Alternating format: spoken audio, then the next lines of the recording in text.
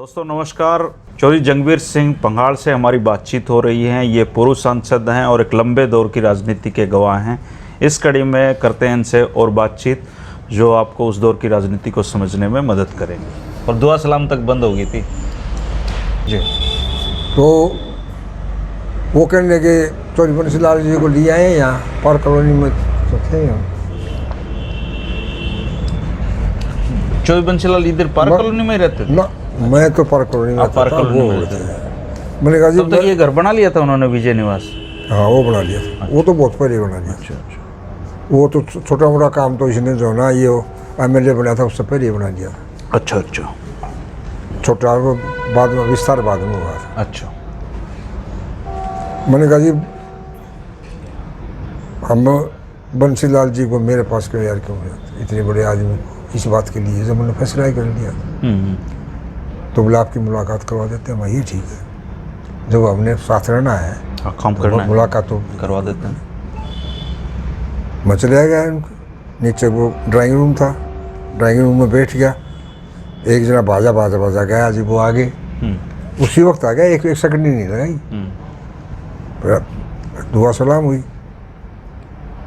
हाँ जी, मैं चौधरी साहब लोग तो जो ना कुछ आपसे लेने के लिए आते हैं।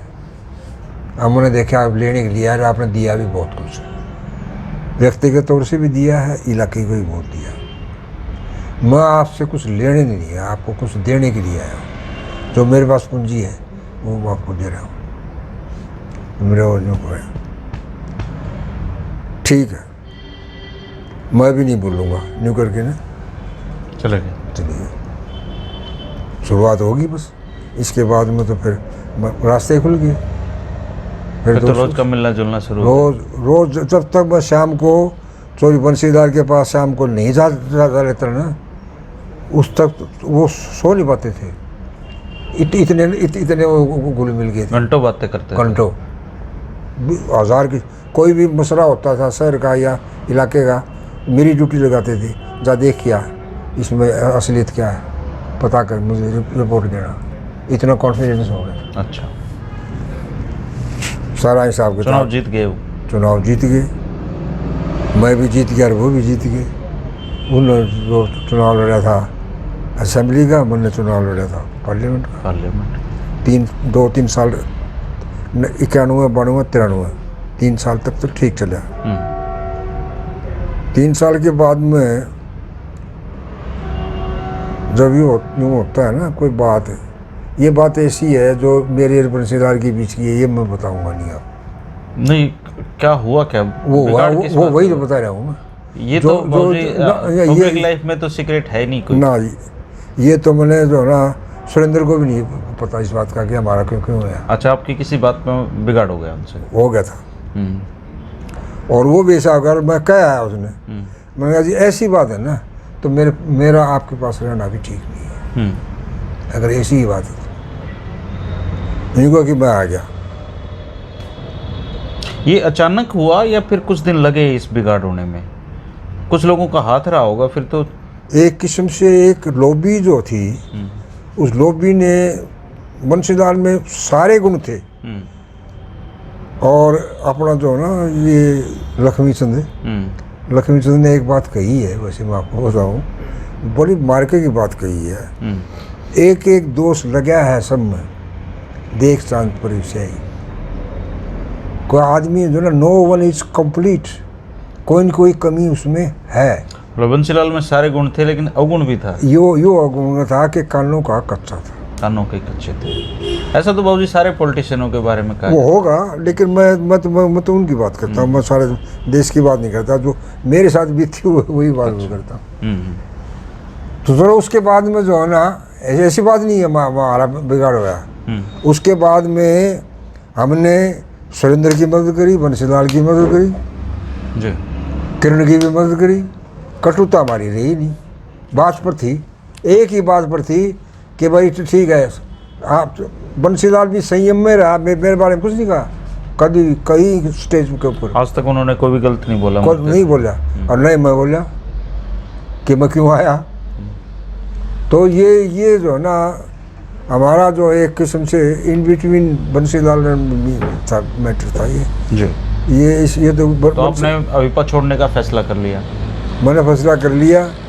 फैसला करने के बाद में वो ताक में थे बंसीलाल एंड कंपनी, या तीसरे, क्योंकि इसके 3-4 MLA जो थे या तीसरे लाल की एंट्री होती है। हाँ, वो ताक में थे ही। इसके ये जो कुछ MLA 3-4 MLA तो जालिए थे ना, उसमें एक अपना धर्मपाल सांगवान भी था। वो धर्मपाल सांगवान को इस बात का पता लग गया कि भाई मेरा इस दौरान कुछ ऐसे कुछ है। धर्मपाल सांगवान दादरी वाले। वो आया मेरे पास, बोला जी ऐसे ऐसे थोड़ी बदनलाल आपको बुला रहे हैं। मौके में बुला रहे हैं। मैं तो आज इंडिपेंडेंट रहूँगा, मैं छोड़ दिया। मैंने स्पीकर को लिख के दे दिया हिंदी में, मैं तो कोई पार्टी ज्वाइन नहीं करी। बोले मिलने में क्या रहा है, मिलने में। अच्छा, आप लोकसभा स्पीकर को लिख के दे चुके थे कि आप इंडिपेंडेंट रहेंगे? हाँ, मैं ये कह रहा, मैं इस पार्टी से मेरा कोई संबंध नहीं है।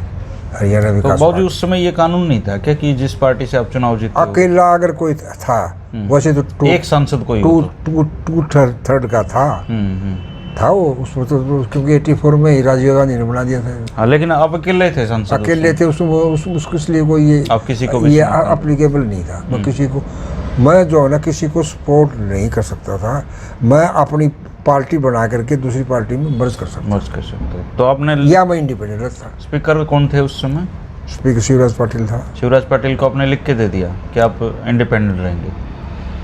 उस वक्त लिख के नहीं दिया मैंने। उस वक्त ये कहा था कि मैं जो है ना इस पार्टी से मेरा संबंध नहीं है, खत्म। जवानी बात थी वो।